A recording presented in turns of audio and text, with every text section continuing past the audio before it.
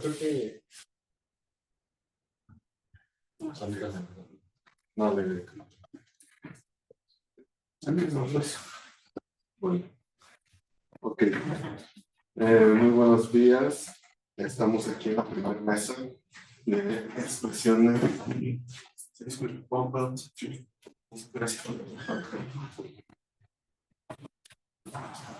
Estamos en la mesa de expresiones literarias árabes, diálogos entre tradición, modernidad y occidente de la Semona 2025. Y vamos a empezar de inmediato a escuchar las presentaciones de nuestros compañeros. Vamos a empezar con Janet Suárez. Ella es doctorante en la Escuela de Estudios Superiores de Ciencias Sociales en Francia. Su proyecto de tesis busca aportar nuevas perspectivas al estudio de emociones en el mundo árabe medieval. Y vamos a escucharla con la ponencia Hablar de emociones en la época árabe medieval. Tenemos la palabra.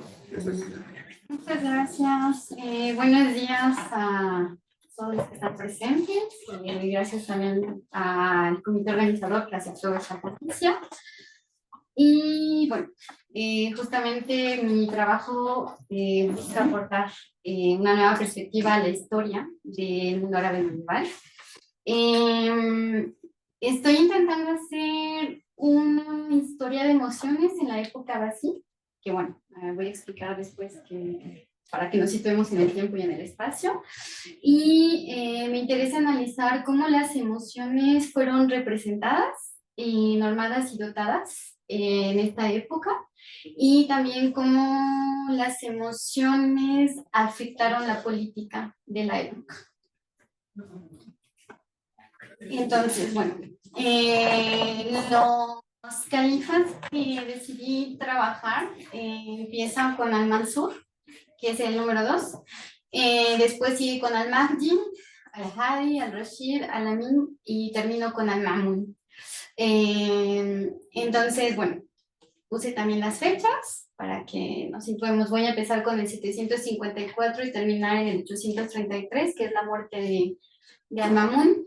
Escogí a estos califas porque existe toda una narrativa, ya sea desde el adab o desde lo que llamamos le Miroir de France, sobre todo el drama familiar que se vivió en este periodo con estos califas. Bueno, ya le explicaré un poco después mostrando un ejemplo. Y bueno, mi personaje principal, digamos, como el centro de mi estudio, va a ser a partir de Harun al-Rashid, porque, bueno, ahí puse ciertos puntos. Era conocido entre los califas por ser alguien que mezclaba durante su reinado los asuntos políticos con su vida íntima.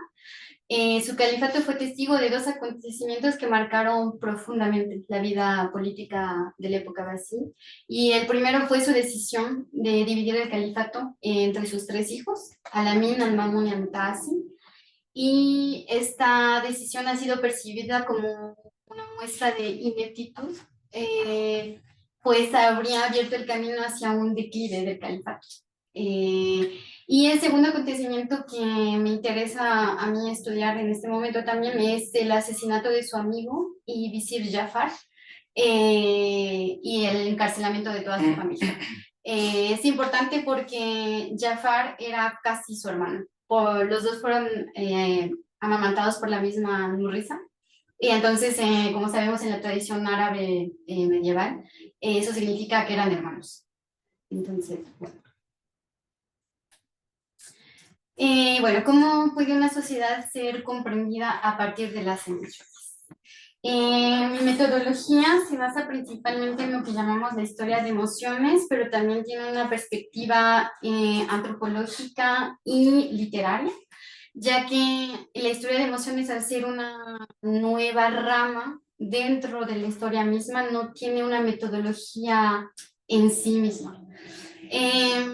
Y bueno, como el mismo nombre lo dice, estudia las emociones, cómo fueron sentidas, expresadas y percibidas, analiza los textos, las imágenes y los objetos históricos. Yo me enfoco nada más en el análisis de texto, Y la metodología de la historia de las emociones depende del enfoque de estudio, que bueno, es lo que dicen la mayoría de los especialistas como Bárbara Rosenwein, que es la mayor exponente de la historia de emociones hasta ahora, y Julia Bray, que es la única mujer que ha trabajado sobre esta perspectiva de historia de emociones en el mundo árabe medieval, específicamente en la época abasí. Y bueno, justamente en este momento lo que me estoy enfrentando es como las dificultades justamente de esta interpretación de emociones, la traducción y el corpus.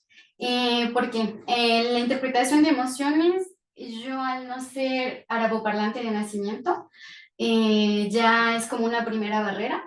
Y aparte, tengo que traducir del árabe al español y del español al francés, que eso implica un trabajo doble. Pero afortunadamente tengo dos directores, bueno, un director principal y un codirector. Uno es historiador y el otro es literario. Y con ellos intento justamente hacer este vínculo entre la traducción, lo que estoy diciendo es que tiene sentido y bueno, es todo un proceso un poco complejo. Bueno, como decía, la traducción es bastante complicada porque al ser yo estoy trabajando con un libro que se llama Kitab al-Agani, que es el libro de canciones de Abu Faraj al-Isfahani, que es un libro del siglo X y que es mi único corpus principal. Ya después voy a explicar por qué. Bueno, tenemos que Kitab al-Aghan es un libro de adab, lo que conocemos como adab en los estudios árabes, que quiere decir que combina historia, literatura y biografía. Entonces no podemos hablar de que sea solo un libro de historia o un libro de literatura, sino como en la tradición árabe medieval la escritura era así, es lo que por definición se podría llamar como adab. ¿Y por qué me interesa este libro? Porque es uno de los únicos que describe la vida de los califas y de sus visires en contextos íntimos, junto a poetas, músicos y figuras marginales como las esclavas cantoras. Este libro es de 24 volúmenes, de entre 500 y 800 páginas cada uno. Bueno, sobre todo en esta edición que estoy trabajando, que es una edición del Cairo, y abarca desde la Yahiliya hasta el siglo XI, que es cuando Isfahani muere. Y bueno, ya para ir como más concretamente, en esta presentación quise intentar mostrar cómo las emociones en la política afectaron justamente la época básica, que es como que lo que estoy intentando hacer ahora. Entonces voy a mostrar un texto que traduje y que ya había una traducción en inglés, pero no en español ni en francés. Entonces también hice unos cambios en mi traducción. Bueno, y este texto fue escrito por Harun al-Rashid para sus hijos. Para mi tesis de maestría me enfoqué en la poesía de Harun al-Rashid para comprender justamente como parte de sus decisiones, pero también para analizar al califa como sujeto sensible, no como sujeto político, pero como sujeto sensible, porque la mayoría de los estudios han enfocado en ver a los califas solo como sujetos políticos, sin tomar en cuenta esta parte de la sensibilidad. Y siento que justamente eso es lo que falta en los estudios árabes para poder entender muchas veces cómo la política se convirtió también en una afectación de todo lo que pasó dentro de la vida íntima y la vida política. Bueno, entonces, por ejemplo, este texto nos dice: reconozco en Abdalá la firmeza de Al-Mansur, el ascetismo de Al-Mahdi y la grandeza del alma de Had. Abdalá es Al-Mamun, que es el último califa que yo estudio. Estoy satisfecho con su carácter, apruebo su método y admiro su política. Veo su fuerza y su inteligencia, confío en su debilidad y en su ternura. Sin embargo, doy preferencia a Muhammad, que es Al-Amin, aunque sé que este último se deja gobernar por sus deseos, que actúa solo según su propio parecer, que derrocha lo que tiene entre las manos y que comparte su opinión con mujeres y esclavos. Si no fuera por un Jafar, que es la madre de Al-Amin, Zubaida, y la inclinación de los Banu Hashim, que es la tribu a la que ella pertenece, hacia él, habría preferido a Abdalá antes que a él. Y bueno, este simple parágrafo nos da mucha luz de justamente por qué Harún decidió dividir el califato entre sus tres hijos y bueno, principalmente entre Al-Amin y Al-Mamun. Y escribió muchísima poesía de por qué él no quería que su hijo Al-Amin gobernara, pero que al ser hijo de su esposa legítima, que era una princesa Basí, él tenía que tomar el trono, sabiendo que no iba a ser un buen gobernador. Pero decidió darle al Mamun la provincia de lo que hoy conocemos como Irán, que era la provincia que se encargaba de las conquistas militares y que él sabía que al Mamun era fuerte en ese campo, ¿no? Y escribió mucha poesía sobre, justo como para, ¿cómo decirlo? Halagar a la Mamun, pero la poesía que escribía para Lamin, por ejemplo, era siempre como un poco de decepción, de tristeza, de ver que pues él solo se la pasaba tomando vino, cantando, estando con mujeres, y bueno, entonces, bueno, para darles un poco el contexto, y siento que esta parte justamente es la que no se estudia y que cuando leemos libros de la historia, así, historia simple, por decir un libro de historia de la época Basí, tenemos la crítica hacia su política de división del califato, pero no entendemos realmente por qué. O sea, y aquí siento que, y cuando empezamos a leer la poesía y empezamos a comprender que justamente uno de sus hijos, él sabía que no iba a ser un buen califa, podemos entender justamente esa decisión. Y bueno, bueno, ya como los posibles aportes que yo puedo ver es que, bueno, el estudio de las emociones en el mundo árabe medieval nos permite reconstruir su historia desde una perspectiva que integra sensibilidad y poder y analizar cómo se expresaban y normaban las emociones. También nos revelan los marcos morales y sociales que estructuraban la vida colectiva de la sociedad. Y desde esta perspectiva, las emociones no solo amplían la comprensión del pasado, sino que ofrece herramientas para leer sus textos como espacios donde se configuran una cultura del fin. Y bueno, ya como conclusión, quisiera terminar con bueno, esta pregunta que nos hace Damien Bouquet, que es un antropólogo francés que trabaja la historia de las emociones y que nos dice, ya no se pueden considerar los afectos y las emociones como perturbaciones de la racionalidad. Significa eso, sin embargo, que debamos convertir la ciencia moderna de la emoción en un nuevo patrón antropológico a partir del cual habría que reescribir la historia. Y bueno, justamente es como un poco lo que yo estoy buscando hacer, como aportar esta nueva perspectiva. También es algo que no mencioné anteriormente, es que la historia de emociones justamente intenta como cambiar este paradigma que tenemos entre la razón y la emoción, que ya no hay que verlos como opuestos, sino que la emoción también puede ser vista como una herramienta para poder entender la razón. Y bueno, muchas gracias.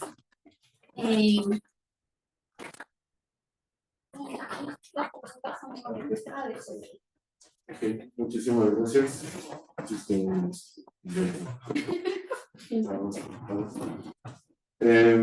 Vamos a escuchar a continuación a Diego Hernández Galván, que es egresado de la Maestría de Estudios de Asia y África del Colegio de México y especialista en lengua árabe, literatura y traducción. Él nos va a presentar la ponencia El modernismo contradictorio del poeta saudí Badr Other even after the scene. Creo que este es este.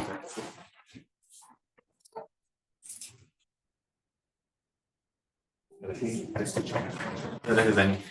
Pues sí, bueno, agradezco a las personas que están aquí, que nos escuchan, al resto de la mesa, que bueno, ya espero también escucharles, escuché ya esta muy buena presentación. Y pues nada, yo voy a hablarles de precisamente como dice el título, el moralismo contradictorio de este poeta, ¿no? Se llama Bedouin Abdelmohsen. Y voy a hacer específicamente el análisis, un corto análisis de un poema que se llama Sobre la eminente nube, o en árabe Fawqaha Marsad. Entonces, un poco nada más como introducción. Yo conocí a este poeta y también a este poema por un videito que vi en YouTube de un canal que se llama Kalamashi, que es un canal de YouTube que está enfocado como en general como a la cultura saudí y así. Yo no lo he checado bien, pero me intuyo que probablemente es un canal que está fondeado por el Estado saudí, que le ha metido como mucho dinero a los contenidos multimedia, a los podcasts y así. Y pues nada, se ve, ¿no? Y hablaban de este poeta que, bueno, decían, ¿no? Como el mejor poema que tenemos o algo así. O sea, es un poco como de inicio, y obviamente el video estaba como súper nacionalista y así. O sea, nada más como para que un poco vayamos entendiendo como de dónde viene también mi interés por este poeta, porque pues a mí, yo cuando vi ese video dije, bueno, es que es muy interesante cómo es que probablemente el régimen de los Saud pues está utilizando esta producción cultural de alguna manera, ¿no? Yo no lo sabía en ese momento antes de empezar a trabajarlo, pero bueno, de alguna manera debe haber alguna forma de utilizar este contenido cultural para avanzar una agenda política. Entonces, bueno, como para ir entendiendo esto, primero me gustaría hablar del modernismo literario árabe, ¿no? Porque, bueno, ir desglosando como poco a poco el título, pues tenemos modernismo contradictorio. Como para saber qué es lo contradictorio de este modernismo, pues primero tenemos que entender como qué es el modernismo literario dentro de la cultura árabe. El modernismo literario árabe comienza en el siglo, o bueno, se da sobre todo en el siglo XX, a partir aproximadamente de la década de los 30 y los 40. Para quienes conozcan un poco de la literatura árabe en general, sabrán que hay una gran, bueno, ya nos habló, por ejemplo, ya mucho de esto, ¿no? Y hay formas poéticas que durante muchísimo tiempo fueron muy prevalentes, ¿no? Sobre todo esto que llamamos qasida, que normalmente en español simplemente se traduce como poema, pero que tiene una forma muy específica, ¿no? Así cosas como de que están escritos en cierto tipo de pies, o sea, hay básicamente son como 12 pies que son como prevalentes, están escritos así en dos hileritas, por ejemplo. El punto es que durante muchísimo tiempo, precisamente esta forma poética que era la qasida era lo que no solamente prevalecía en la literatura árabe, sino que en palabras de muchísimos autores, de muchísimos críticos de la crítica tradicional, era lo que hacía la poesía. O sea, ¿qué hace la poesía? La poesía se componía de un verso que tenía una rima y un metro, ¿no? Hacía grandes rasgos. Y a partir de la Nahda, que es o lo que llamaríamos el Renacimiento árabe en el siglo XIX, se empezaron a poner, bueno, los primeros momentos de la Nahda, al revés, se tuvo una época neoclásica en donde se regresa a la forma, pero es a partir del siglo XX, con los modernistas más o menos, que empieza a haber como una búsqueda de querer cambiar las formas poéticas, llegó a lo que se le conoce como el verso libre, que no es exactamente lo que nosotros conocemos como verso libre, o sea, todavía sigue siendo un verso muy medido, y después ya se llegó a lo que conocemos como el verso en prosa, que eso sí, ya es un verso mucho más parecido a lo que nosotros llamaríamos verso libre, o sea que es así, se deja ya casi de lado tanto el metro como la rima, no del todo, o sea, como que básicamente lo que los poetas modernistas pensaban era como, bueno, yo lo quiero hacer según lo que yo siento, según lo que yo quiero como expresar, no como antes, que sí era como mucho más estricto lo que se tenía que seguir, ¿no? Y bueno, dejando un poco de lado quizá las formas o las características formales del verso en prosa, también lo cierto es que todo este movimiento del modernismo literario a partir más o menos de los 30, de los 40, tiene también un cierto sentido cultural y filosófico, ¿no? Que precisamente es un poco lo que yo pongo ahí, la innovación y el abandono de la costumbre. Eso es como lo más importante. Estos autores, sin querer necesariamente abandonar por completo todo el legado de la cultura árabe, todo el legado de la literatura árabe, dicen, bueno, nosotros sí somos parte de este legado, sin embargo lo queremos renovar. Creemos que pues esta forma de la casida pues ya está como muy usada, ya como muy ya como que no quedan las sensibilidades de estos tiempos, y también estos autores están muy influenciados por otros autores modernistas de todo el mundo, como Ezra Pound, por ejemplo, o T.S. Eliot. Entonces ellos dicen, bueno, nosotros queremos eso para nuestras literaturas nacionales también, queremos cambiarlo, ¿no? Y no se quedaron solamente en la parte meramente literaria, ellos también tenían un cierto espíritu revolucionario cultural, porque estaban pasando muchísimas cosas en ese momento, y pues ellos también veían que habían cosas, digamos, no diría, porque los autores modernistas no eran exactamente revolucionarios políticos, o sea, no eran exactamente eh, autores que fueran como muy militantes o autores que fueran como muy activistas. Eso de, por ejemplo, los modernistas palestinos sí lo eran, pero otros, por ejemplo, los egipcios no lo eran tanto, los iraquíes, los sirios no lo eran tanto, pero sí tenían una idea de que de alguna u otra manera la sociedad tenía que empezar a revolucionar y tenían que empezar a cambiar algunas cosas, y ellos lo veían desde el campo de lo cultural sobre todo, ¿no? Entonces, una cosa muy importante del modernismo literario árabe es este espíritu revolucionario que piensa que el legado ya está estancado y quiere cambiar las cosas, ¿no? Además, un poco también solamente para que tengamos una idea, que no es tan importante para este texto, pero también parte del modernismo son cosas como la ambigüedad, el rechazo de una narrativa como muy concreta, ¿no? Y más bien se le da importancia a los simbolismos. Ahora bien, nos encontramos aquí con otra parte importante de lo que será la obra de este autor, que es el nacionalismo saudí. Eh, ¿Qué pasa con el nacionalismo saudí, o qué es lo que compone el nacionalismo saudí que ha ido eh, empujando y apoyando a esta monarquía de los Saud? Que de hecho este autor forma parte, él es también al Saud, él es parte de la monarquía, de hecho, creo que es muy importante también tenerlo en cuenta. Y sobre todo son puntos que puse que nosotros veremos más adelante ahorita que lea el poema. Primero, la relación con la naturaleza. Y sobre el gran elemento que ellos han tomado es el desierto.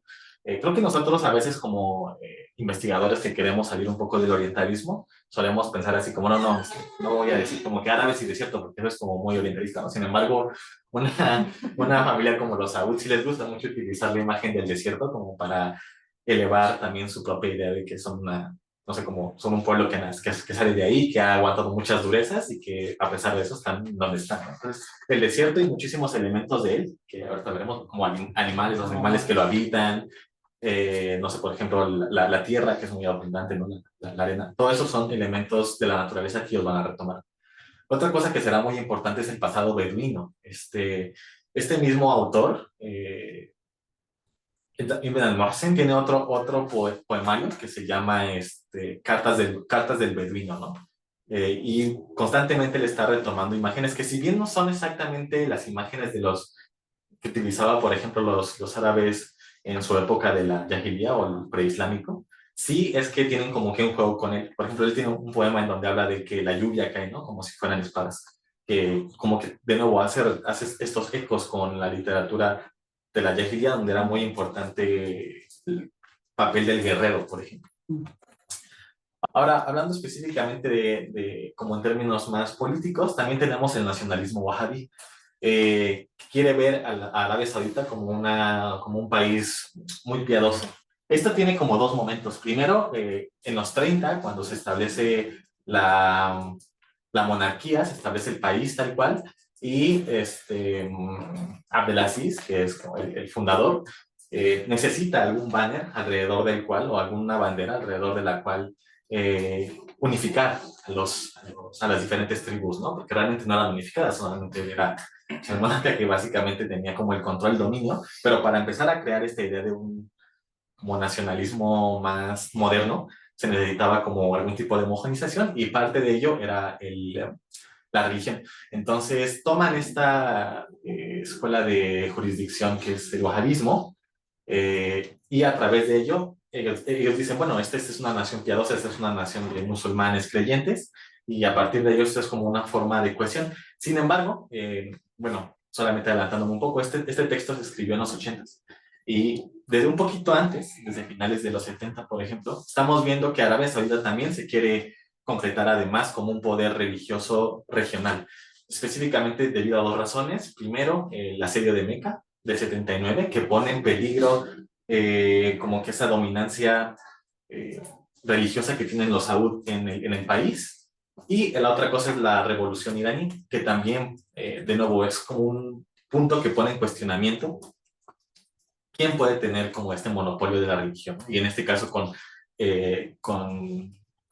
Irán es más bien un país chiita, ¿no? Entonces, digamos, hay esta rivalidad suní-shia que los Saud quieren también explotar, ¿no? Y que evidentemente en los 70 entonces van a volver a esta campaña de hacer o querer hacer ver a Arabia Saudita como un país, como una nación piadosa, ¿no? Y que eso va a crear un sentido de nacionalismo y de pertenencia también en los saudíes.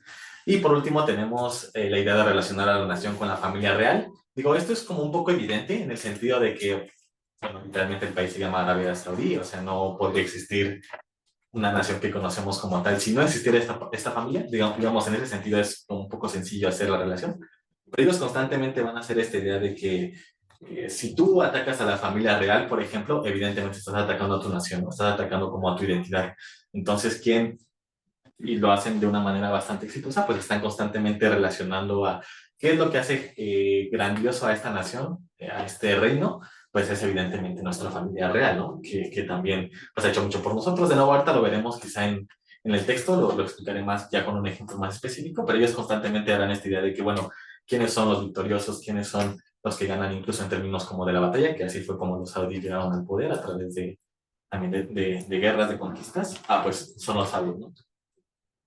Y ahora sí, hablaré un poquito rápido de este texto antes de que pasemos a leerlo, sobre la eminente nube. Una cosa importante de este texto es que es una canción nacional. Las canciones nacionales son un género específico no solamente de canciones, sino también de literatura, que son muy prevalentes en Arabia Saudita.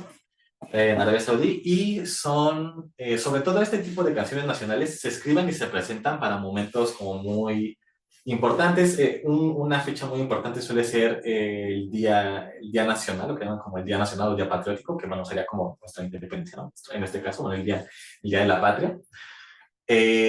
Y pues Fathel Sahab, o Sobre la eminente nube, es un texto que se creó con la idea de ser una canción nacional, aunque también forma parte de un poemario que se llama así, Ham Sahab. El compositor de la letra, más bien de la parte musical, es Muhammad Abdu, que también este es un autor súper conocido en Arabia Saudita porque es como el gran escritor de canciones nacionales y pues evidentemente tiene como su gran lugar. Y por último, también para que tengamos como que el contexto en mente, esta canción nacional se utilizó por primera vez como para la inauguración de la ciudad deportiva del Rey Fahd en 1987, ¿no? Entonces, digamos, no estamos hablando de cualquier cosa, es un megaproyecto que evidentemente también está poniendo Arabia Saudita como en el centro, ¿no? Pues que también hablaré de eso un poco más adelante, pero de cuál es la idea de progreso ahora, ¿no? Entonces, ahora tenemos aquí el texto. Creo que no se ve del todo completo, pero bueno, a mí lo que me importa sobre todo es que ustedes vean el español. Lo voy a leer.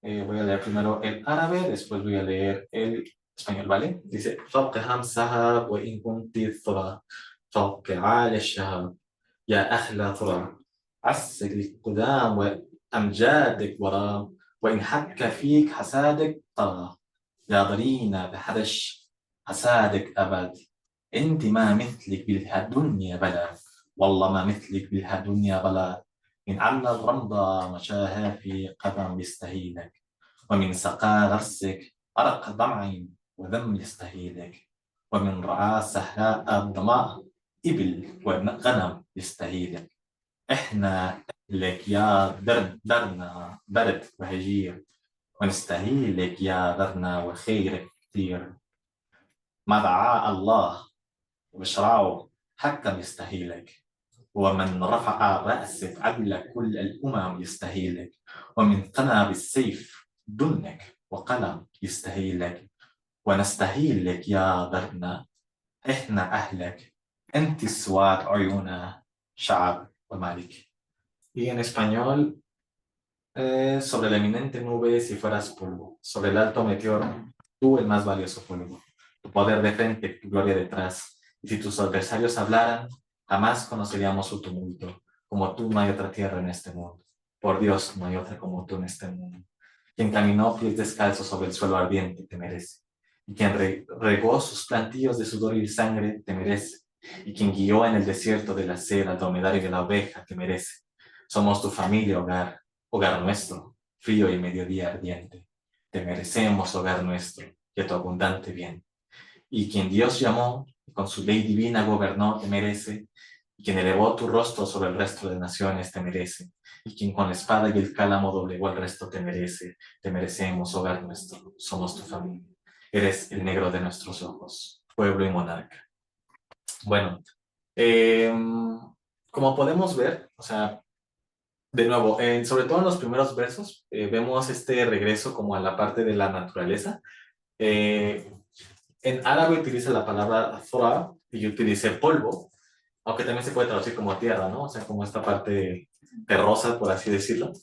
Eh, lo importante de estos primeros versos es que, por ejemplo, bueno, obviamente Ibn al-Muhsin aquí está haciendo un paralelo entre la nación y, bueno, más bien está hablando directamente de la nación, y aquí hace el paralelo entre la nación y el polvo. Le dice, bueno, tú eres polvo, pero ¿qué hace? Lo pone por encima de las nubes. Es decir, sobre, la nube por sí misma es eminente, o sea, es una gran nube. Y dice, pues tú, polvo, estás por encima de estas nubes, por ejemplo. Entonces, para Ibn al-Muhsin va a ser muy importante la idea de, de la altura, por ejemplo. Podemos ver también, por ejemplo, que más adelante él habla de la familia, por ejemplo, cuando él dice, y quien con la espada y el cálamo doblegó al resto, te merece. Ahí se está refiriendo específicamente a los Saud. Eh, Ustedes pueden ver que lo que está constantemente repitiéndose es te merece, te merecemos, ¿no? Pero ¿quiénes te merecen? Precisamente los que hacen de esta nación, pues lo que es, ¿no? Los Saud, que fueron quien con la espada y el cálamo, tanto con la guerra como con la diplomacia, por ejemplo, ¿no? Al final, cuando dice, eres el negro de nuestros ojos, eres tanto el pueblo como el monarca, ahí está haciendo esto de lo que yo hablaba, que era juntar la idea de la nación con la idea de la monarquía. Además, dice, quien Dios llamó y con su ley divina gobernó, te merece. Aquí precisamente lo que está diciendo es, tenemos una justificación para esta monarquía, que es a los reyes. Bueno, más bien es a Dios y su ley divina. Y bueno, por último, también ahí tenemos otras ideas, como cuando dice, quien pasta al dromedario y a la oveja, o quien con su sangre y su sudor regó, ¿no? Los plantíos. Bueno, estas son estas ideas que también están regresando no solo a la naturaleza, sino también a las imágenes pues como cotidianas de las personas que habitan esta región.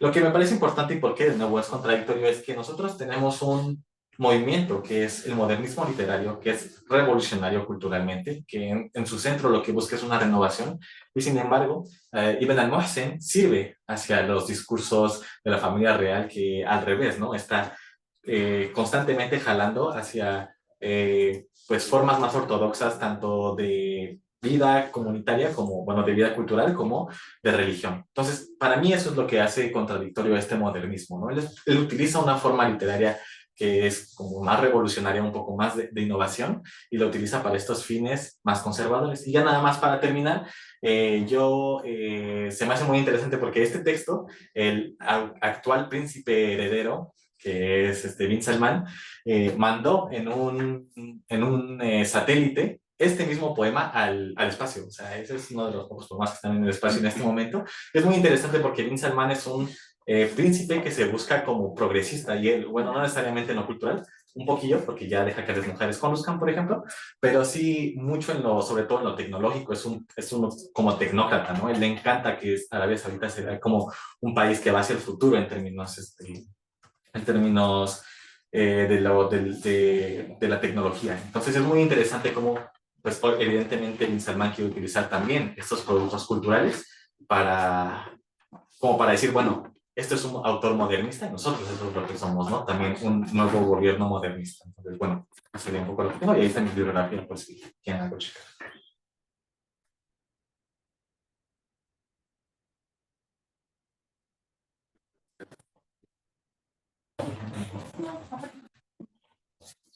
Sí, primero déjenme ver cómo se la cerveza. Es el tercero. A continuación vamos a escuchar a Osvaldo Rivera Flores. No, Él es es- el del QR.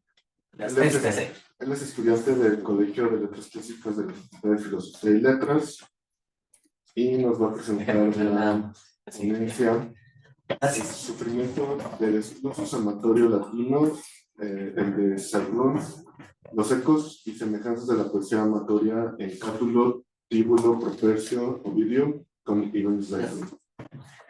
Muchas gracias. Muy buenas tardes o días o noches, a la hora que vean esto. Pues, como oyeron, pues me toca unir dos mundos diferentes, que es el mundo clásico y el mundo oriental, pero curiosamente este mundo oriental donde me voy a situar es la zona de Hispania, que es España, que es el Andaluz. Y pues tenemos que empezar con un antecedente. La poesía cortesana de tinte cortesano, es decir, aquella donde se percibe la sumisión del amante, la exaltación del amor platónico y el sufrimiento del hombre para ganar los favores de la dama a través de la lealtad y el sacrificio, tuvo un amplio desarrollo en los mundos occidental y oriental. Sobre todo, en la región conocida como Oriente Próximo. En el ambiente occidental, ahorita están viendo dos pasajes que voy a tocar, a partir de la herencia griega que viene desde Homero hasta los alejandrinos, junto con los arcaicos y contemporáneos romanos. Su existencia en la poesía de los neoptérici y de los poetas allegados al círculo de mecenas, donde es posible observar, por ejemplo, en las argonáuticas de Apolonio de Rodas, como el duelo de Medea por Jasón en su encomio por el vellocinio de oro, hasta la súplica amorosa de un pastor a un joven pastor en Virgilio en la Gloga Segunda. En el mundo de Oriente Próximo, su tradición poética se hizo presente pasando por el andalusí, que viene desde la tradición oral de los bereberes y de las caravanas del norte de África hasta el misticismo del Islam de Oriente Próximo y de otras religiones que convivían en Al-Ándalus, como en el primer pasaje, el cortejo palaciego de Mukhtar, hasta la expresión amistosa con tintes amorosos de Mosed ibn Erra. Este es un judío hispano, por si. Estos son los antecedentes que tomaron los escritores que analizaremos sobre el tópico cortesano. Pues vamos a empezar a ver pues, cómo es este tópico cortesano, pero yo me voy a enfocar en el mundo romano para ir relacionando con el mundo árabe. Andalusí. Quisiera recuperar lo que fue el tópico amatorio de lo cortesano en la poesía amatoria con base en sus esquemas del modelo romano. Según Álvarez Guerra, aquí se los presento para que lo vayan conociendo.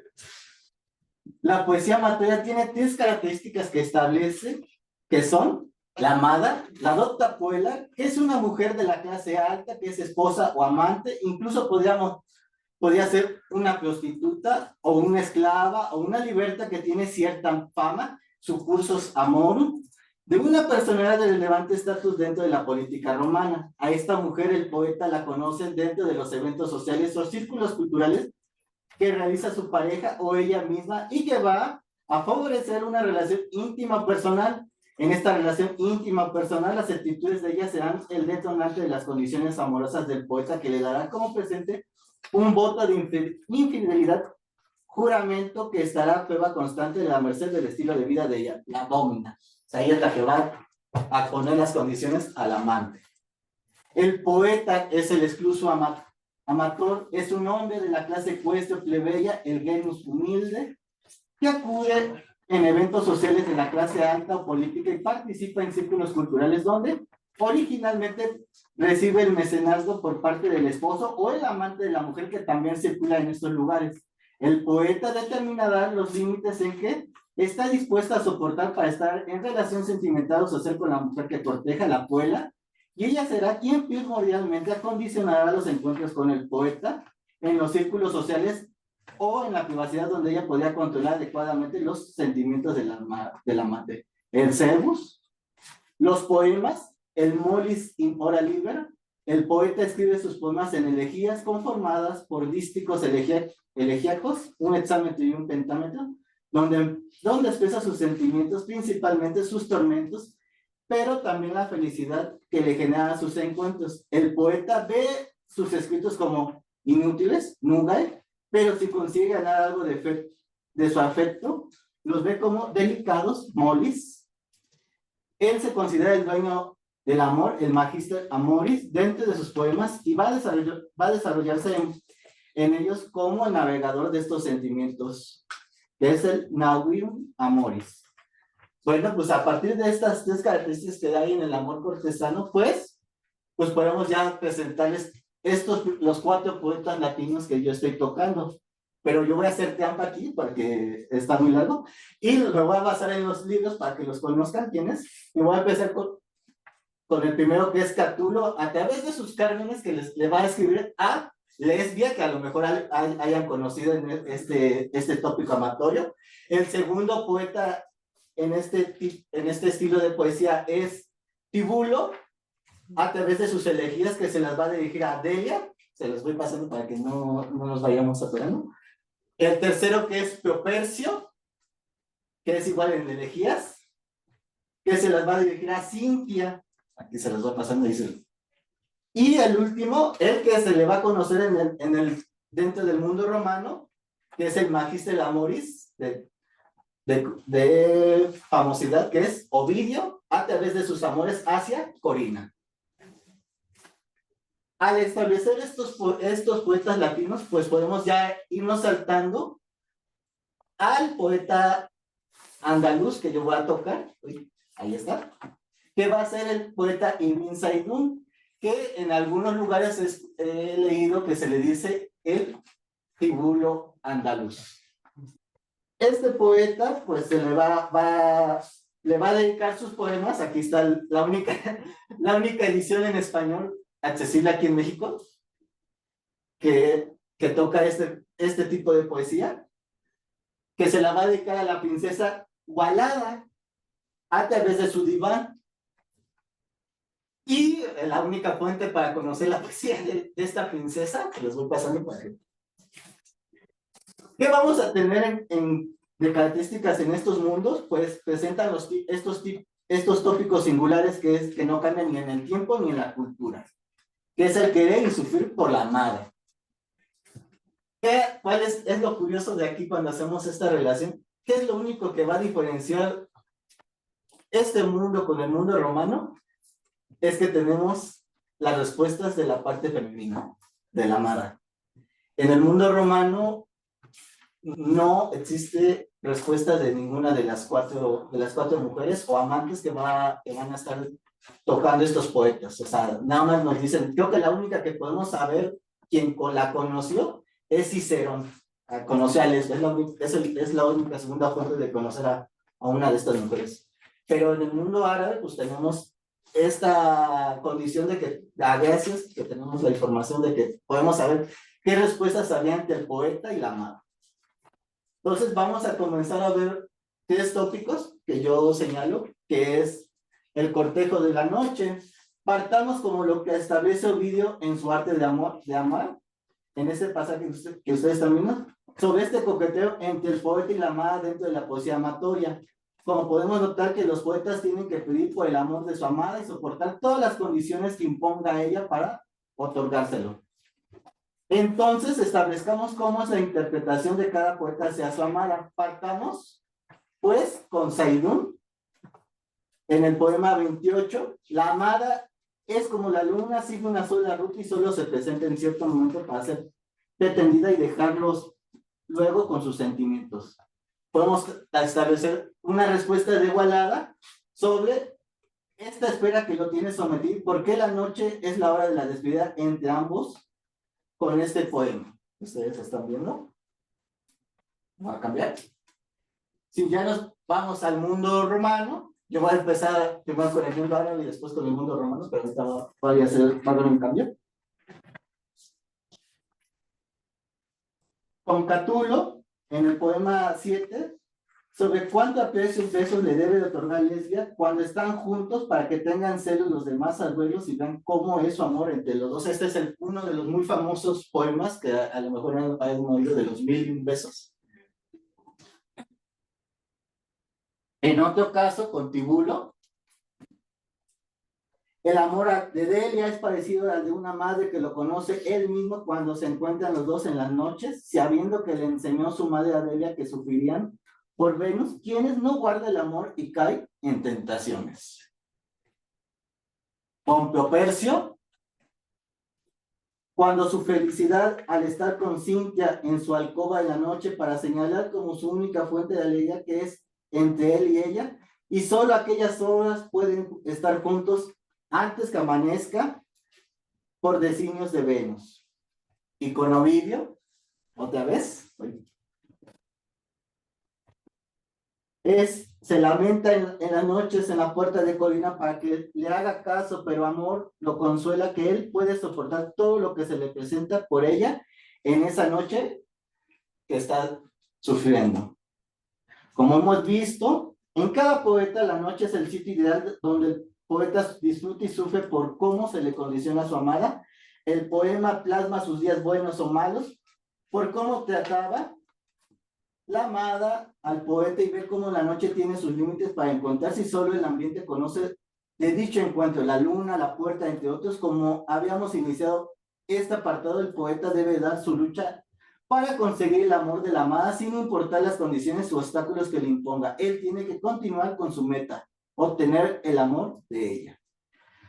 Vamos a ver ahora sí la parte casi como rancheras. Oh. Se le llama el maltrato del amante. La ocasión que culmina la relación del poeta y la amante es el tiempo del desprecio y el rechazo del amante hacia el amor del poeta, ya sea porque la amada regresa o se queda con su esposa o porque rompe el vínculo amoroso entre ambos de modo determinado.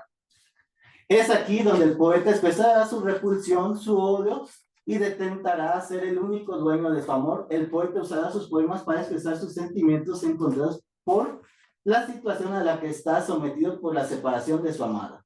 Y esto lo podemos ver en ese pasaje de Los remedios del amor de Ovidio.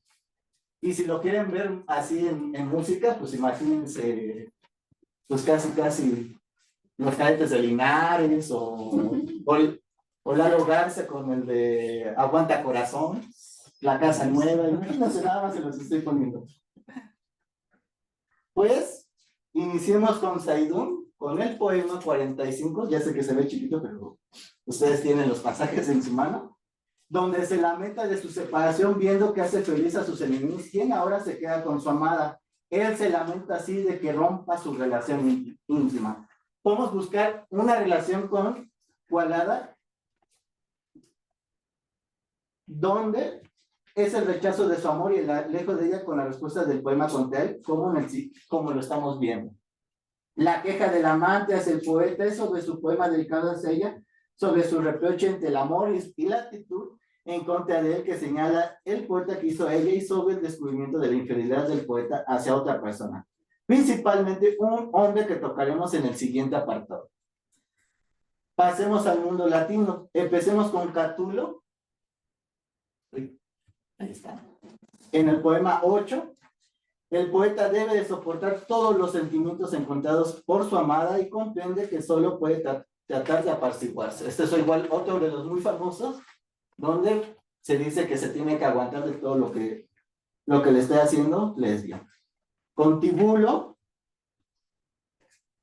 que es la elegía primera, la elegía 5 del libro 1, maldice a su amada al haber sustituido al poeta por otro amante que cumple ahora sus caprichos y desea que el amor que aún siente por ella deje de estar en él.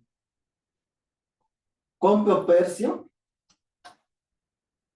en la elegía 25 del libro 3, ya ve lejos a su amada y entiende que no tiene sentido seguir buscándola porque ya la edad la consume.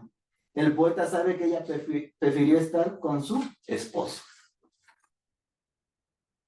Y con Ovidio, la elegía 5 del libro 2, Ovidio maldice a los dioses del amor por lo que hace su amada al ver que es engañado, solo supone que se va con otra persona a disfrutar y el poeta solo se lamenta en su mundo, como ustedes están viendo en el pasaje. El poeta, como lo ha presentado cada poeta, busca romper el lazo que tenía con su amada, pero sabe lo que conlleva su decisión, el sufrimiento en su vaivén intenso entre el odio y el desprecio.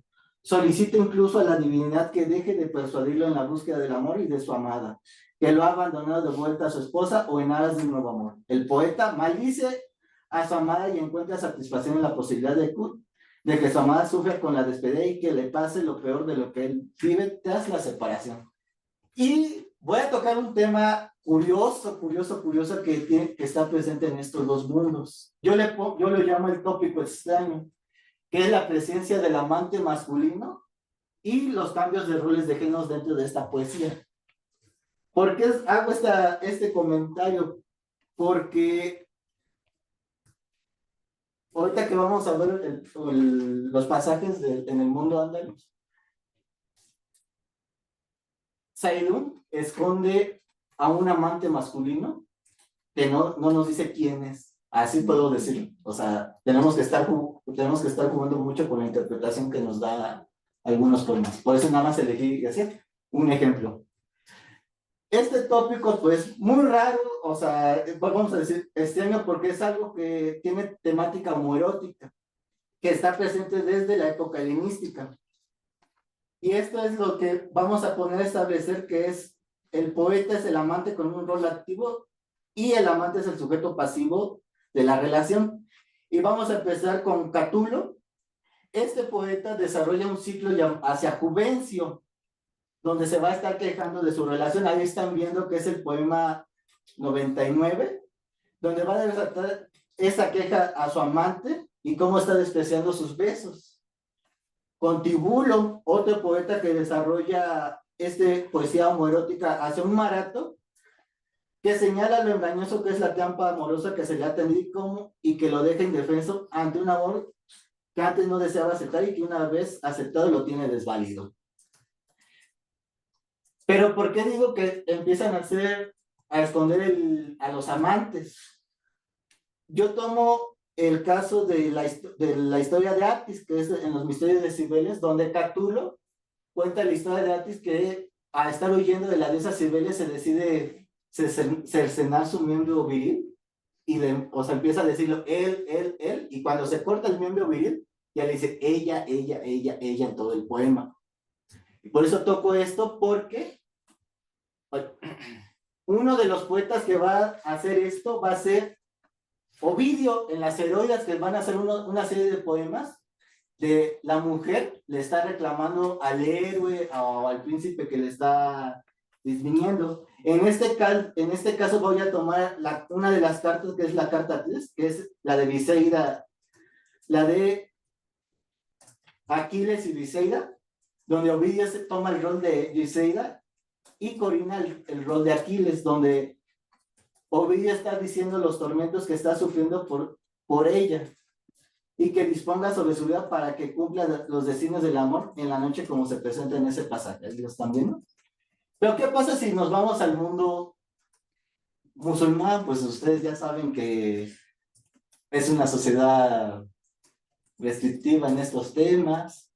En esta época, principalmente en esta época de la Edad Media, o sea, yo que me metí a leer un poco, entiendo que tienen escondidos estos poemas en ciertas bibliotecas y no los permiten acceder a estudiosos extranjeros o a otros árabes por ese tema de que es muy restrictivo, pero por eso nos vamos al mundo hispano. Tenemos la suerte de que hay poemas de este tópico guardados en este mundo.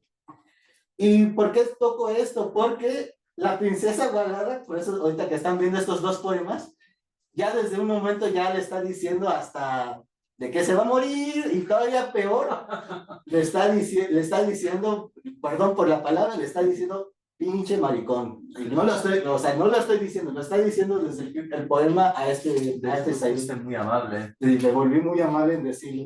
Y todavía le dice todavía más feo porque hasta hace en el último poema, en el verso final, le está diciendo como un tipo o algo de felación o sexo oral que él está haciendo a alguien. Por eso digo, estoy poniéndome muy amable, pero si nos vamos, por eso digo, esto de esconder ese amante masculino, lo encontré en este poema, pero le digo, está muy difícil porque hay que estar adivinando en qué momento pasa de decir ella, y dice él. Por eso, en este ejemplo que están viendo, que es el poema 46, ahí estamos viendo ese tópico homoerótico, porque al inicio está diciendo ella, y al momento dice él. O sea, ahí se pone medio raro porque dices, ¿por qué hace ese cambio drástico de género? Entonces, pues alguien, o sea, viéndonos el contexto social que hay, dices, ah, hay alguien que está él estuvo cortejando, o al revés, se dejó cortejar. Porque ahí, aquí sale un tópico que en el mundo heleno es ese amor griego que es entre un hombre mayor y un hombre menor, que ya se han de imaginar qué pasa. De hecho, ya vimos varias imágenes. En conclusión, para terminar, podemos señalar que dentro de estas dos poesías, que lo separa el tiempo, se presentan similitudes en cómo trataron la poesía amatoria del tipo cortesano. Y se vio cumplido las características que presentó Álvarez Guerra sobre la poesía amatoria dentro de estos dos mundos. Esto, pues a lo mejor aquí, o sea, como aquí todos los presentes, casi todos son estudiosos de la tradición árabe o de sus influencias. Pues aquí, o sea, yo estoy poniendo en esencia, pues un estudio de tradición clásica, viéndolo con enfoques orientalistas, que a lo mejor no es muy desarrollado, porque ya me lo han dicho, pues, o sea, no les voy a decir como mentira, pero sí, hay varias gente que sí me han dicho que son temas muy difíciles, primero por el idioma y por situarnos en las diferentes etapas. En este caso yo me estoy situando en la época siglo XI, siglo XII, con poetas que son entre la transición del primero antes de Cristo al primero después de Cristo.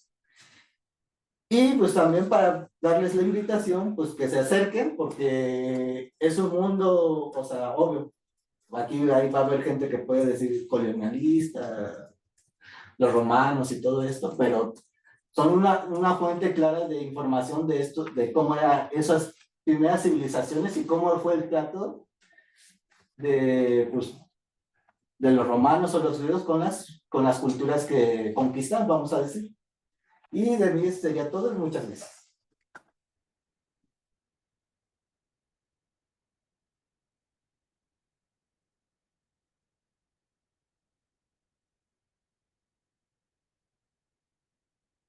Vamos a dar paso entonces a la ponencia de ¿Hay una presentación? No. Ok. Ilse Daniela Campos Ruiz. Ella está cursando el doctorado en literatura comparada en la UNAM, donde está realizando una investigación sobre la sexualidad femenina en literatura francófona marroquí, y nos va a presentar la ponencia Otra edad y sexualidad en el país de los otros, de Leila Limani. Bueno, buenas tardes a todos, todas. Muchas gracias al comité organizador de este bonito evento. Yo les voy a platicar un poco de una parte de mi investigación que aborda la obra de Leila Slimani, específicamente Le Pays des Autres. Y para contextualizar un poco, de lo que les voy a platicar hoy está basado en parte en un artículo que va a ser publicado en la revista Nuevas Poligrafías, que todavía no está, pero pronto. Entonces los invito a que lo revisen porque ahí está más a profundidad el análisis y todo. Y también lo escribí en el contexto de un proyecto sobre el análisis de la sexualidad femenina, de la representación de la sexualidad femenina, que dirige la doctora Gabriela García Jugar, que también está muy bueno, también les invito a buscarlo.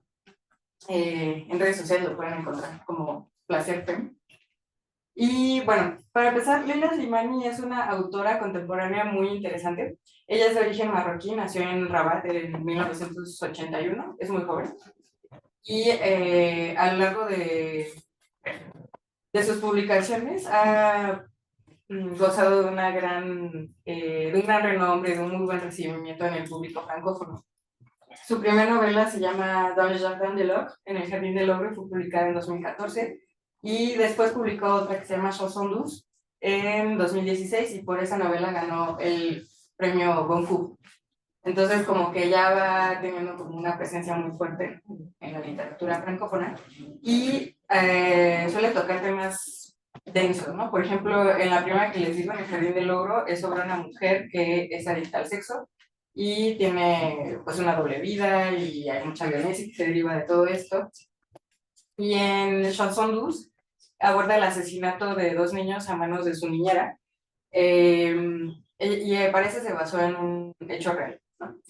Entonces, Le Pays des Autres es el primer proyecto novelístico en el que ella decide abordar cuestiones ya más cercanas a lo decolonial. También son las primeras novelas que ella sitúa en el contexto marroquí, porque las demás son como en París o así. Y este interés surge en parte por su propia historia familiar, porque ella viene de un linaje que está marcado por la migración, como por estar entre los dos países, ¿no? Entre Francia y Marruecos, y para ella era importante como volver novela a hacer ficción, como esta historia, ¿no? Entonces, bueno, ahorita les voy a contar más al respecto. También me gusta empezar el análisis sobre la obra de Slimani con una afirmación que ella hizo en una entrevista con el crítico francés Alexandre Despentes, en el que ella dice que toda novela interroga a la otredad y nuestra capacidad de comprender al otro, a contarlo, ¿no? A volverlo palabra. Entonces, me parece muy interesante que esta es una inquietud que ella tiene y que se muestra mucho en sus novelas y que a mí me interesa mucho también, como pueden ver, que es como la cuestión de la otredad, ¿no? Que se va a manifestar como en diferentes niveles y en diferentes aspectos de la novela. Bueno, Le Pays des Autres ya está completa la trilogía, ya fueron publicados los 3 tomos. El primero se llama La guerra, la guerra, la guerra. Después, ese fue publicado en 2020. Después, Mírenos bailar, en 2022. Y este año, en enero, salió Me llevaré el fuego, Je porterai le feu. Entonces, como esto lo escribí antes de que saliera el último tomo, ya no abordo ese tomo, pero sí los otros 2. Y la novela, bueno, como pueden ver, es súper reciente y ya están traducidos al español, están traducidos en la editorial Cabaret Voltaire, por si quieren echarle un ojo. Para empezar, a ver, esperen, ya me hice. Bueno, en mi análisis de la relación entre la otredad y la sexualidad me basé en 3 personajes femeninos principales. El primero es la protagonista, que se llama Mathilde, que es una mujer muy joven, francesa, que vive en Alsacia y que le toca como lo último de la Segunda Guerra Mundial. Entonces ella crece en un ambiente como muy restrictivo, muy infértil, ¿no? Pues sí, marcado por el hambre, por la necesidad y por el miedo constante. Y cuando ella está, bueno, ella es... No, espera. Bueno, en Alsacia, ella conoce a Amin, que es un soldado marroquí, que no sabían que durante la Segunda Guerra el ejército francés recibía soldados de Marruecos, de Argelia, que se conocían como Sahib, y Amin era uno de ellos, ¿no? Entonces lo conoce, establecen una relación, se casan y se mudan a Marruecos, ¿no? Entonces, imagínense a Mathilde, que viene como de esta época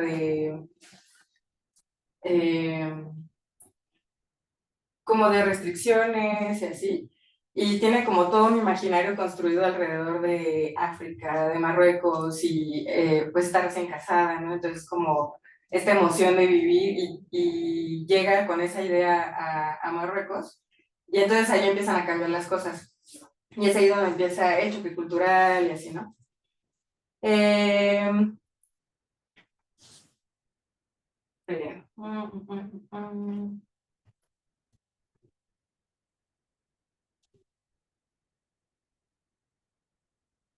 Ay, es que ya empecé por otro lado, perdón. Bueno, una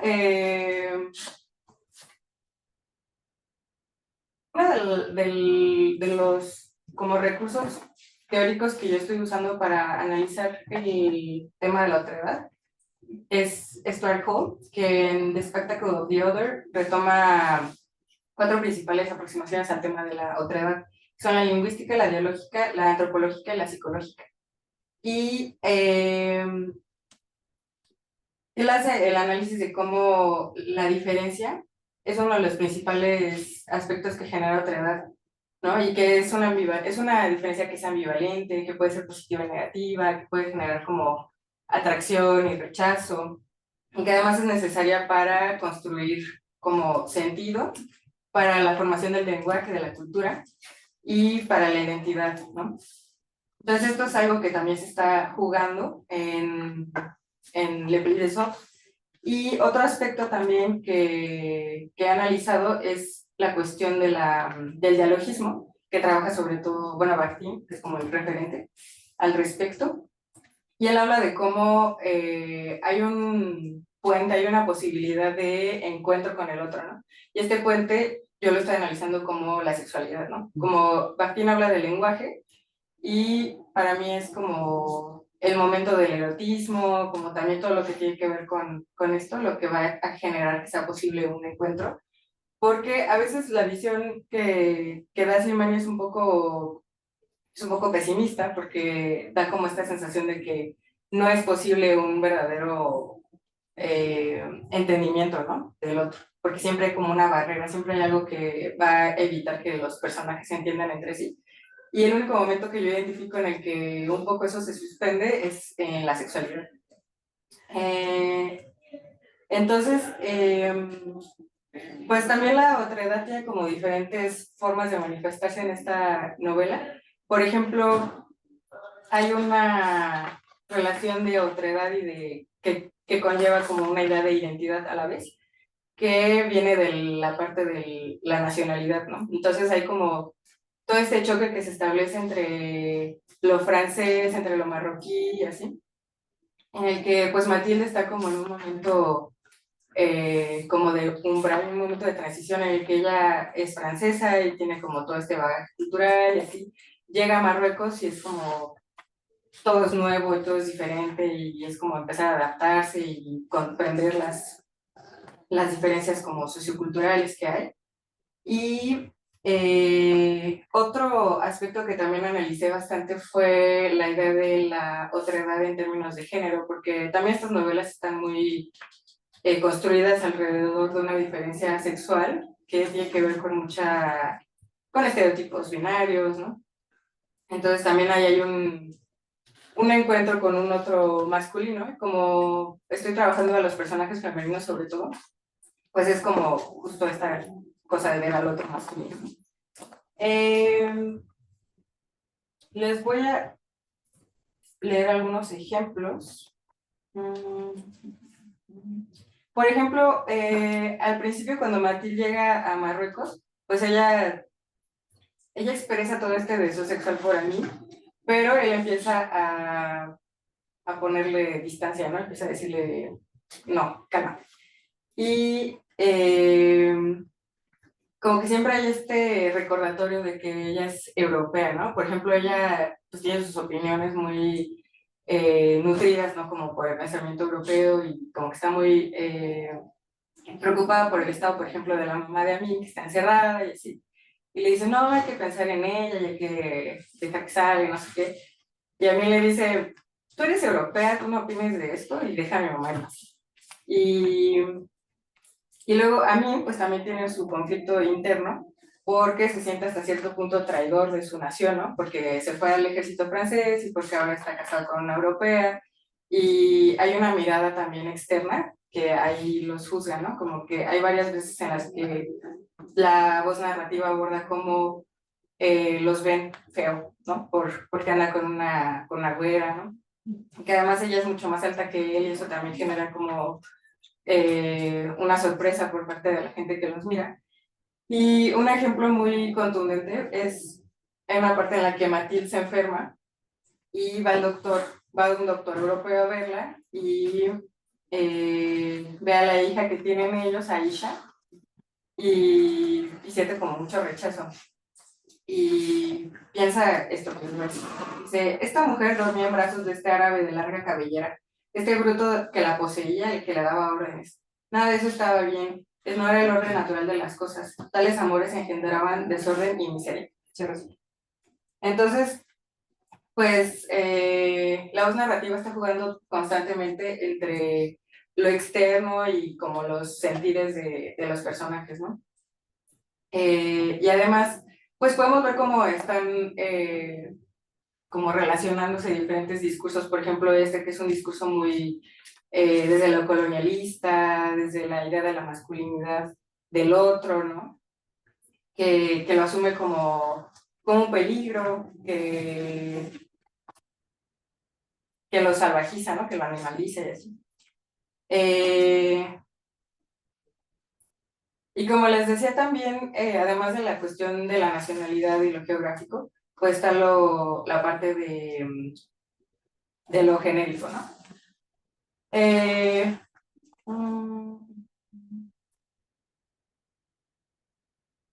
Y bueno, aquí abordé un poco algo que ha sido analizado por teóricas feministas como Simone de Beauvoir y Lucy Garay y así, en la que ellas analizan cómo el pensamiento dicotómico genera como una serie de estereotipos en los que no se puede salir nadie de su rol, ¿no? Como que si eres mujer tienes que hacer esto, si eres hombre tienes que hacer esto. Entonces hay un punto en el que la construcción de la masculinidad tiene que ver con ver a la mujer como un espejo. Y el problema de esto es que se pierde como la humanidad de la mujer y se va generando pues esa cosa en la que se refleja todo lo que el hombre no es, ¿no? Entonces esta imagen femenina se usa para decir esto yo no soy, esto está mal, esto es menor, esto es inferior. Y este pensamiento a veces es asimilado también por las mujeres, ¿no? Entonces ellas también como que reproducen un poco esta cuestión de, no solo de los estereotipos, sino también de estar buscando como verse en la mirada masculina para validar un poco su existencia, ¿no? Y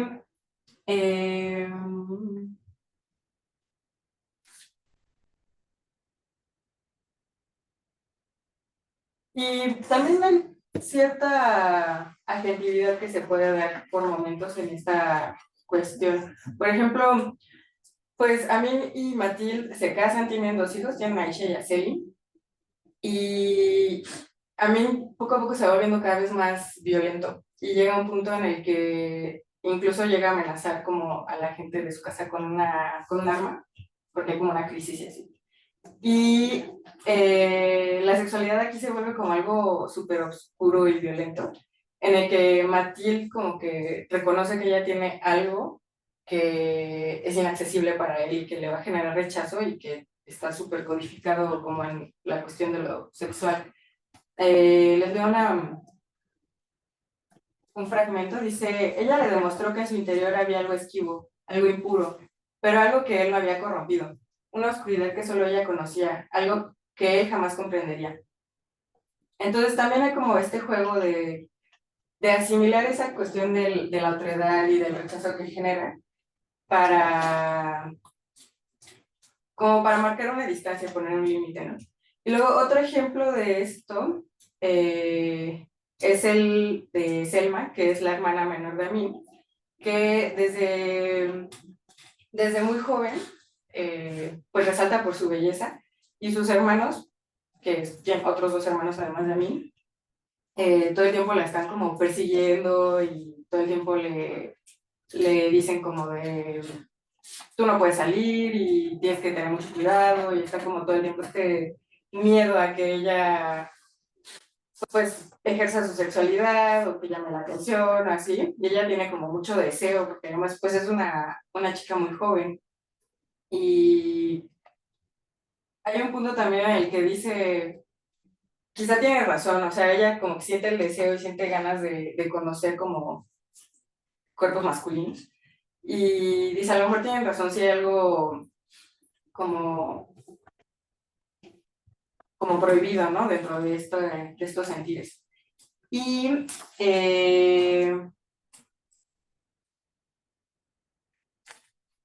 ella también está, o sea, mientras Matilde es como la visión europea y así, Selma, que sí creció en el contexto marroquí, pues también tiene este horizonte en su imaginario, que está un poco encarnado por Matilde, a lo que quiere ella acceder.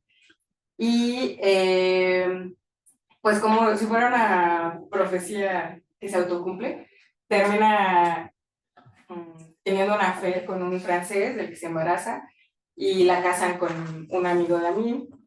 Entonces, pues ya ella vive con su hija y con un matrimonio que no es feliz y todo. Y empieza a desarrollar una relación con su sobrino, con Selim, que es el hijo de Matilda. Y ahí vive como en esta relación incestuosa vive hasta cierto punto una libertad que viene como en su cuerpo, ¿no? En que ella accede un poco al placer sexual y así. Y que es uno de estos pocos momentos que les comentaba de encuentro, ¿no? Que están estos diálogos que chocan, pero con Selim es muy interesante que con él tiene unas con él se dan pocas de las escenas como de sexualidad realmente placentera y en las que podemos ver como una plenitud por parte de los dos y así. Y además es muy interesante que sus dos nombres tienen como la misma raíz, que es la salam, que significa paz en árabe.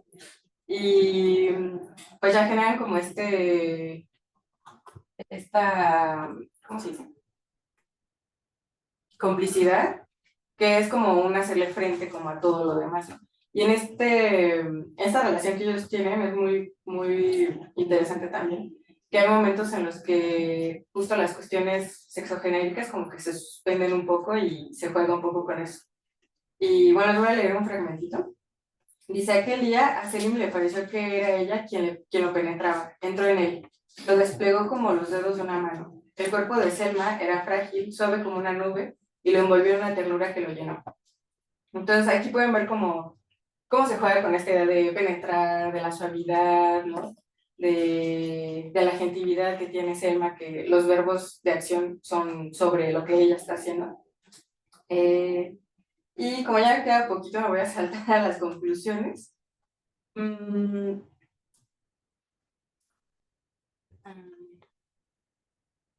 Bueno, el país de los otros representa esa otra que puede resultar ajena, pero a la que también se puede acceder para crear lazos y superar las diferencias sin negarlas, sino volviéndolas motivo de curiosidad y enriquecimiento. O sea, no es de que ya no existan las diferencias, ya no existan las cuestiones que generan otra edad, sino que hay una posibilidad de no verlas como amenaza o como algo violento, sino como abrazarlas y asumirlas como una parte constituyente del yo también.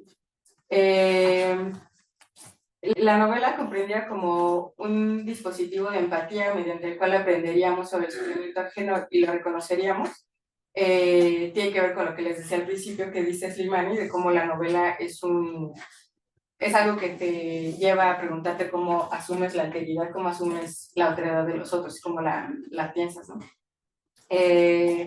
La preocupación por comprender al otro a través de su historia ha guiado el camino de Slimani. Y sus primeras novelas atestiguan el devenir de personajes que han caído en la ficción, mientras que Le Pays des Autres se expande en un amplio tejido de claroscuros, es muchísimo más matizado y se acerca un poco más a entender subjetividades ajenas. Y pues ya para terminar les invito a leer a Slimani, es una gran novelista y muchas gracias por su atención.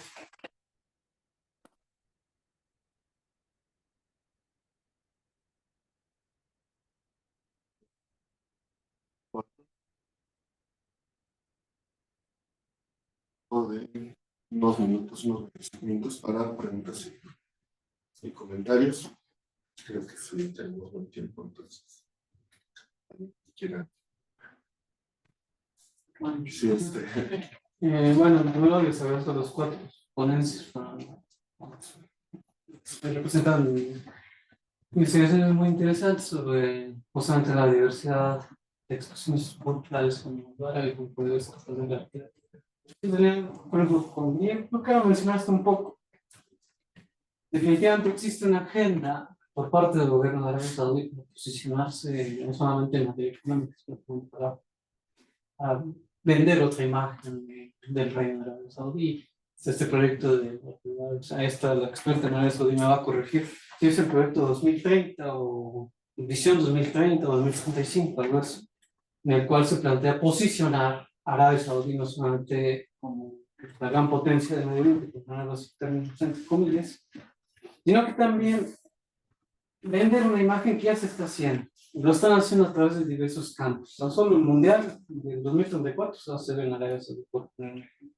Entonces Arabia Saudí está capitalizando muchísimos campos, digamos, económicos, culturales, en este caso deportivos. Yo te quería preguntar si has por ahí visto algo sobre qué agenda trae Arabia Saudí en torno a la producción literaria.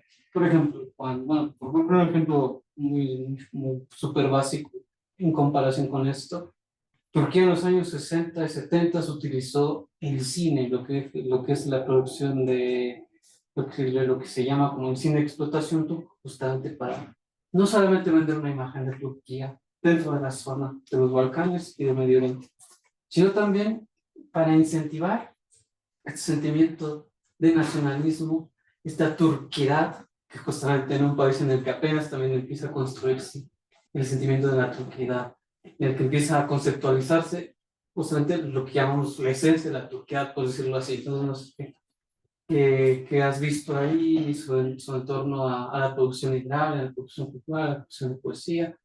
Y bueno, en tu caso te quería preguntar, me perdí en el año en el que publicaba la novela, pero ese tipo de novelas, ese tipo de producciones literarias, ¿tú cómo las has visto en torno a la discusión de la sexualidad dentro de la sociedad marroquí, en diálogo digamos, con, no sé, movimientos de este tipo en Francia? Porque, bueno, evidentemente la cuestión del colonialismo los liga casi de manera, ¿cómo decirlo? Parece que sin querer, no tengo la palabra ahorita, los liga casi en automático con esa parte. Entonces no sé cómo has visto tú ese diálogo. Y las discusiones internas en torno a la sexualidad, digo, por ejemplo, se me ocurre en los últimos años que he estado discutiendo la cuestión del aborto, por ejemplo. Y hay dos posiciones muy encontradas al interior de Marruecos sobre qué hacer con esa cuestión. Entonces, no sé, ese tipo de producciones literarias, pues, producciones culturales, cómo se insertan dentro de estas discusiones en torno a la discusión de la sexualidad en Marruecos. Y acá, en tu caso, me parece muy interesante, sobre todo porque, a ver, a grandes rasgos, obviamente con un montón de matices y demás, mucho de lo que tenemos sobre la producción clásica, sobre el conocimiento de lo que llamamos clásico, se debe justamente a los árabes, a las traducciones que se hicieron justamente en esta época de lo que llamamos nosotros época clásica musulmana, pero me gusta mucho el término. Y bueno, y nada más un comentario nada más respecto a la cuestión de, yo siempre soy de la idea de que hay que tener mucho cuidado con la idea de la relación entre, digamos, una sociedad musulmana o el Islam con la cuestión del homoerotismo, la homosexualidad. Porque, digamos, no es tanto como que no es tanto como que están ahí encerrados los materiales. La razón por la cual no tenemos mucho acercamiento a ese tipo de temas, porque no hay traducciones, así es. No hay traducciones, los diwanes ahí están, por nombrar a uno, Abu Nuwas, el gran poeta. Tiene infinidad de temas homoeróticos que creo que te llamaría la atención. El problema es que no están traducidos. No existe ni siquiera un diwan de Abu Nuwas, que es alguien muy importante. Existen por ahí algunos libros y demás, pero no existe, digamos, un diwan como el que tiene Teresa Garulo respecto a Abu Nuwas. No existe traducciones. Entonces, básicamente la cuestión ahí, o sea, no es porque las sociedades musulmanas son muy cerradas, eso es más complejo. Eso depende del contexto, depende del lugar. Por ejemplo, en la actualidad no es lo mismo Marruecos, no es lo mismo Arabia Saudí, que ahí sí no puede diferencia, pero tampoco, pero no es diferente a Irán, a Líbano, entonces hay que contextualizarlo esa parte. Entonces, básicamente la cuestión es porque simplemente no hay traducciones y hay mucho trabajo que hay que hacer. Y yo creo que lo interesante acá es ver si hay alguna especie de conexión entre las traducciones que se hicieron en la época árabe, digamos, clásica, con estos temas del amor, porque los temas del amor son muy interesantes. Ahí se habla de que el tema del amor, a grandes rasgos, surgió en la época preislámica, pero por ahí algunos, de hecho, Teresa Garula y Manuel Lamoy han sugerido que quizá por ahí en este ejercicio de traducciones, por ahí algunas cuestiones pueden haberse mezclado. Y entonces, creo que ya es todo. Ok, muchas gracias. ¿Alguien más tiene una pregunta?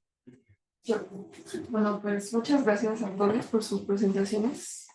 Yo también tengo una pregunta para Diego, porque es lo que yo estoy trabajando, entonces sea un poco más a diferencia de los otros temas que también fue muy rico escucharles.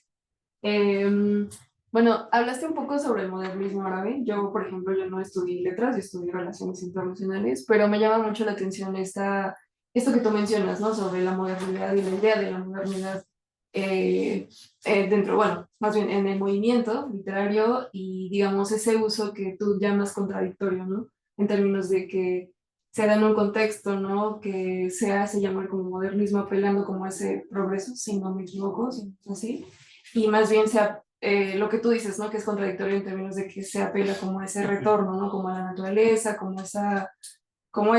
sí, ese retorno, ese regreso, ¿no? Entonces, más bien mi pregunta es si nos más bien tendrá que ver con ese imaginario como que impera en términos de lo que es una modernidad, ¿sabes? O sea, al final creo que ha habido, o bueno, sí, cuando pensamos en esa modernidad hegemónica, etcétera, como dominante, pues se piensa como muy lineal, muy hacia el progreso, ¿no?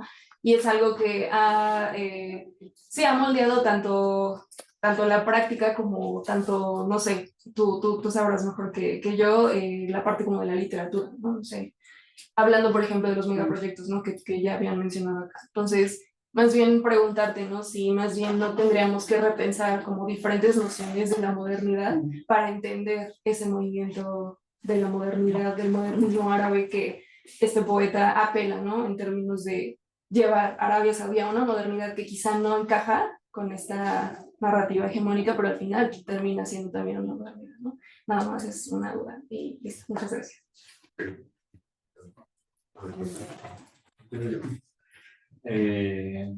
Vale.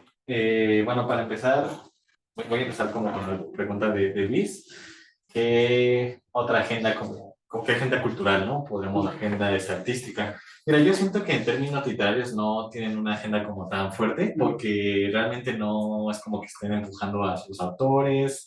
O sea, los hay, pero realmente así como que nacionales. Yo siento que, por ejemplo, este es de los que yo más he visto que quieren poner, ¿no? En el centro, precisamente a través como de la canción nacional, por ejemplo, y todo eso. Yo siento personalmente que la manera en la que Arabia Saudita, o sea, como para quedar un poco marco de tu pregunta, Arabia Saudita sobre todo está intentando hacer una hegemonía cultural, más bien por la parte de por un lado, los contenidos como audiovisuales, es decir, como los podcasts, pero también, pero además eh, con una parte muy religiosa, o sea, como que lo que le interesa es como que precisamente crear un poco lo que decía, ¿no? Como que esta hegemonía en el sunismo, lo que se puede como el suní, estamos viendo, sobre todo, tienen como que han estado importando mucho su manera del Islam árabe, como luego se le conoce en Europa del Este. Entonces, como que eso es lo que intentan importar y es como lo cultural que intentan poner como que más en el centro, ¿no? Que sí hay autores, sí hay poetas que como que lo trabajan un poco, pero no pero digamos, no es tan fuerte. Y definitivamente intentan mantener una dominancia cultural en países de habla árabe, porque por ejemplo, no tienen tanta a comparación de otros países que sí le has metido un montón, no sé, aprende inglés, aprende francés, sí, ¿no? Realmente apenas está empezando el Instituto del Rey Abdelaziz para aprender árabe, pero es como una cosa como muy embrionaria, incluso al interior de Arabia Saudita, entonces todavía no tienen como que, realmente ni siquiera están exportando como en esos términos, ¿no? Pero sí, lo que quieren es como más bien una hegemonía como cultural religiosa, como por ese lado. ¿Sabes? Como de porque esto soy un montón de este tipo de contenido, y incluso hay una como competencia golfica, yo lo diría, ¿no? O sea, como con Qatar, con los Emiratos. Y lo del modernismo, pues sí, pero o sea, yo estoy de acuerdo contigo en que, de hecho no lo dije, pero creo que tenía que haber empezado un poco por ahí, que en efecto cuando hablamos del modernismo, suele pasar, ¿no? Que es muy fácil quizá intentar apropiarnos o intentar pasar de lo que es el modernismo que podemos entender incluso desde las literaturas europeas, por ejemplo, ¿no? Lo que se hace en francés o lo que se hace en inglés. De nuevo, también estos autores sí están muy influenciados por, como lo dije, autores como T.S. Eliot, pero sí es cierto que es importante como que uno se piense como exactamente qué quisieron decir estas culturas con modernismo, ¿no? Sobre todo yo lo veo porque incluso dentro de la misma corriente árabe como general, digamos, dentro de la cultura y la lengua, que sobre todo los grandes exponentes de estas literaturas son los libaneses, con Adonis como el grande, el gran poeta, y en Irak con autores como Isaac al-Malaika, por ejemplo, que bueno, era una autora. Sí es cierto que ellos tenían, y por ejemplo, Adonis tiene muchos poemas, muchos libros, perdón, en donde él trabaja a través de, bueno, ¿qué queremos con esta literatura modernista, no? Pues, ¿qué somos modernistas? ¿Qué significa esto de la modernidad, no? En nuestro mundo árabe. Y si bien es cierto que ellos no piden esa cosa, como que tampoco piden así como que lo más radical, lo cierto es que sobre todo ellos lo ven en términos de, bueno, nuestro legado que está como un poco estancado y tenemos que mandarlo hacia adelante. Eh, y de alguna manera también se ven imbuidos como que la idea de la cultura, porque si hablas del legado literario, también aparte cultura. Entonces, creo que sí es importante que, por ejemplo, si hablamos específicamente de Arabia Saudita, podamos ver que para ellos la modernidad, por ejemplo, si hablamos de los saudíes, pues sí, ¿no? Como, creo que no lo diste del todo, pero lo diste a entender, pues los saudíes entienden que la modernidad para ellos es tanto el avance tecnológico como el quedarnos en lo que nosotros somos, ¿no? O sea, entiendo que en términos para los saudíes, pues sí, o sea, digamos, dentro de su contexto nacional, tiene todo el sentido, pero quizá yo lo que también un poco quiero, digamos, no lo dije del todo porque hablo específicamente de este autor, pero quizá precisamente es que veamos como, para mí, incluso dentro de la corriente árabe, definitivamente ellos parecen por lo menos ser contradictorios, ¿no? Estar como que en esa tensión muy interesante, ¿no? Pues eso. Bueno, pues muchas gracias por tu pregunta, me pareció súper interesante. Y para responderla voy a recurrir una vez más a Slimani, porque ella justo tiene un libro que se llama Sexo y Mentiras, en el que hace toda una exploración de cómo es la vida sexual en Marruecos. Y además es muy, muy lindo porque ella reúne testimonios de personas que se le acercaron y le dijeron, yo te voy a contar esto, y a mí me pasó esto, y yo vivía así. Y pues son historias de todo tipo, ¿no? Hay historias como súper violentas, hay como mucha reflexión al respecto. Y lo que se dice mucho es que hay como pues una hipocresía hasta cierto punto en la sociedad, porque por un lado está el Código Penal, que es un código que llevaron los franceses y que no ha cambiado y que ya es como muy viejito. Y por otro lado, la gente pues no es que no haga cosas, ¿no? No es que no tenga una vida sexual, no es que no haya mujeres que aborten, por ejemplo, sino que todo lo tienen que hacer como a escondidas y todo el mundo sabe como lo que está pasando, pero no dice nada y el chiste es que no te agarre la policía, ¿no? Que no te cachen haciendo cosas, sino saber cómo esconderlo. Y eso también ha generado muchos problemas. Por ejemplo, hace poco hubo toda una movilización social porque metieron a la cárcel a una mujer y a un hombre que supieron que habían tenido relaciones sexuales sin estar casados. Ya estaban comprometidos, se iban a casar, pero los metieron a la cárcel y hubo como todo un movimiento de que salieron a las calles y se escribió un manifiesto y lo firmaron muchísimas escritoras y artistas y así. Entonces hay como esta tensión entre como personas que quieren otra forma de vivir la sexualidad y como la parte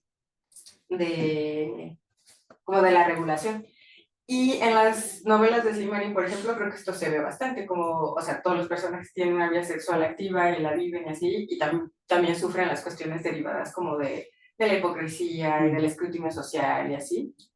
Y creo que también tiene muchísimo que ver justo con la cuestión de la mismidad y la otredad, porque el hecho de que se insista tanto como en la virginidad de las mujeres, como en que se vistan de una manera modesta, como de que tengan cierto comportamiento, también tiene un interés de decir, nosotros somos así, nosotros sí respetamos la tradición, nosotros, a diferencia de los occidentales que están así en la depravación, nosotros sí tenemos modales, ¿no?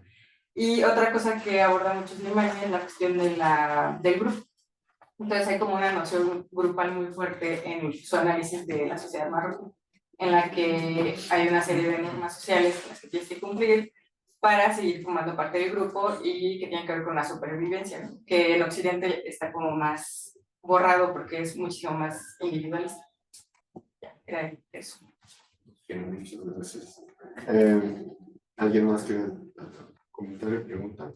Sí, yo solo quisiera hacer un comentario justamente uniéndome a Luis sobre tu trabajo, que a mí me pareció súper interesante, Osvaldo. Y justamente era que hablar de Abundo, pues, que tiene poesía homoerótica muy interesante y que no es el único. De hecho, justamente yo trabajando con Octavio Lagana, he encontrado también como casos de lo que podríamos llamar actualmente transexualidad, ¿sabes? De hombres que se visten de mujeres. Y, exacto, entonces como que si tal vez pudieras explorar. Y hay traducciones hechas de los Diwan, pero en francés. En español yo no sé, pero en francés hay. Sí, sí, en francés hay. Bueno, te los puedo mandar si quieres. Y también mencionar a los trovadores, que no sé si conoces de esta corriente en Francia, de justamente que estudia la época medieval también y que se une justamente a tu tema. Entonces, como... Sí, o sea, lo curioso de, bueno, de este Amor Cortés, a nosotros nos llega más, si nos vamos a la historia de la literatura, nos llega más a la mente Petrarca. Petrarca con su cancionero, que es el canon del Amor Cortés. Pero aquí estamos viendo que hay antecedentes en Occidente y en otras culturas, porque, o sea, yo toqué en el mundo árabe. Si nos vamos al mundo indio, está el Gita Govinda, que son los cantos pastoriles entre el dios Krishna y Radha, que es ahí igual, ese amor cortés entre alguien que está... Y todavía podemos seguirnos yendo, porque aquí en México, es que no me acuerdo, se me olvidó el nombre de esta, es la única poeta que recolectó Ponce de León, Portillo, en sus 15 poemas aztecas. Y hay un caso de una poeta que le está cantando a un rey, a un tlatoani, que le está tocando ese diálogo sexual y ya después va cambiando en otras temáticas. O sea, yo digo, o sea, el amor cortés o cortesano, o sea, no está solamente encerrado en Petrarca y los trovadores de ahí, ni los romances, o sea, mozárabes, ni los primeros romances españoles, o de las otras culturas, está presente, o sea, es lo que digo, o sea, si nos queremos seguir yendo, por ejemplo, yo me puedo ir a los poemas de la dinastía Tang, que también ahí hay ese tema cortesano, y ahí juegan, o sea, ahí juegan un poco con eso de los cambios de géneros, porque ahí sí se sorprenden. Incluso otro ejemplo, otro que leí, me acuerdo, hay una colección japonesa, no, se me olvidó el nombre, una antología donde recolectaron varios, o sea, el antecedente del haiku, o sea, el tanka y todos estos, donde está ese amor cortés, pero o sea, ahí tenemos que tener presente que en el Japón no existe la palabra amor, hay que decir, no existe la palabra amor, entonces ahí se juegan los traductores de decir, son sentimientos de que yo protejo a ella, está diciendo, ese es amor. O sea, pero, o sea, sí es lo que está, o sea, digo, hay que vuelvo a retomar. no nos tenemos que encerrar en decir Petrarca y los europeos quedaron en el amor perfecto. Claro. Ahí está disperso en varias épocas culturales, épocas desde la edad antigua hasta... Y hay muchos trabajos también en francés, justamente sobre el amor cortés en época básica, porque es un tema que me interesa muchísimo también. Entonces, bueno, no sé si te interesa también, te podría enviar justamente lo que hay para que puedas continuar con tu trabajo de investigación.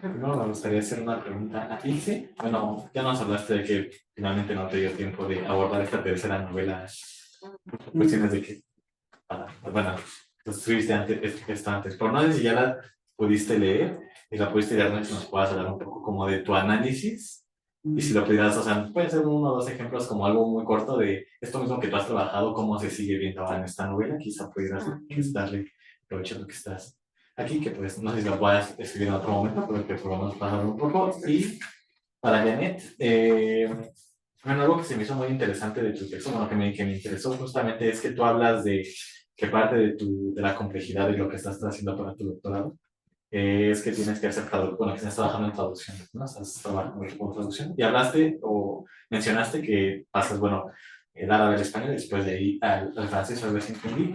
Mi pregunta es, ¿por qué? O sea, yo me imagino, cuando tú estás trabajando en Francia, y bueno, yo me imagino que podría ser quizá un trabajo directo al francés, pero no sé exactamente tú por qué lo haces así, no sé si es como por cuestiones técnicas, o si sí estás preparando algo que tenga que ver como con este camino redondo entre esas tres lenguas o algo así. Me gustaría saber un poco también por ese lado.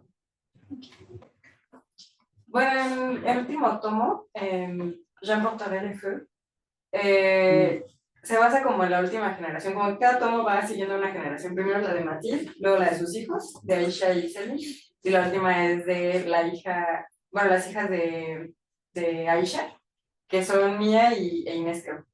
Y se concentra sobre todo en Mía, porque es como la que más tiene conflicto interno, porque, o sea, desde Aisha ya se ve como que hay ya un sentimiento de extranjeridad en el que ella no se siente ni completamente marroquí, pues, ni completamente francesa, porque está como entre los dos, ¿no? Y además ella se va a estudiar a Francia y así.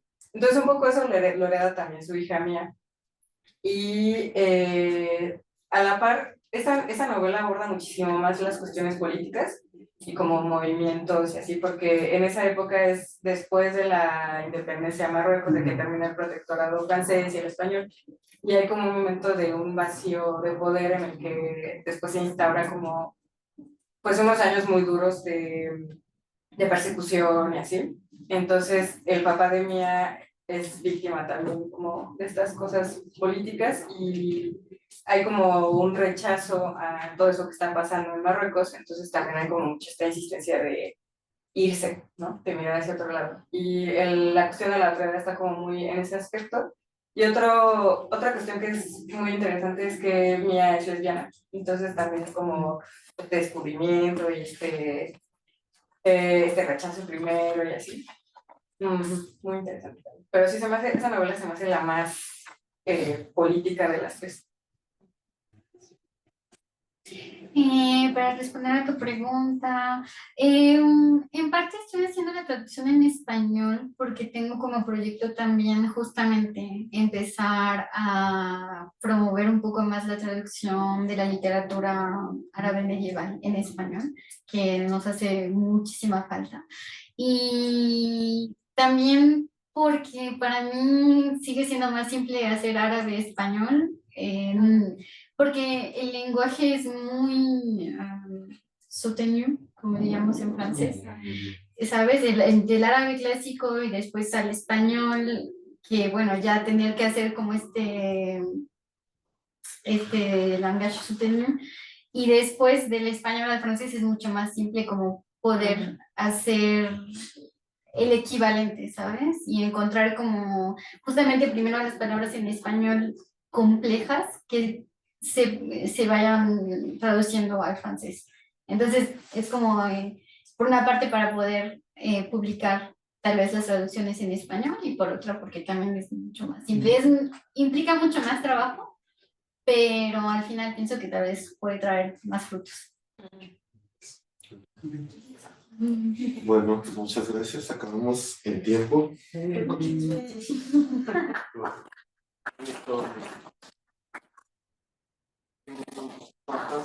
Se las van a hacer llegar por correo.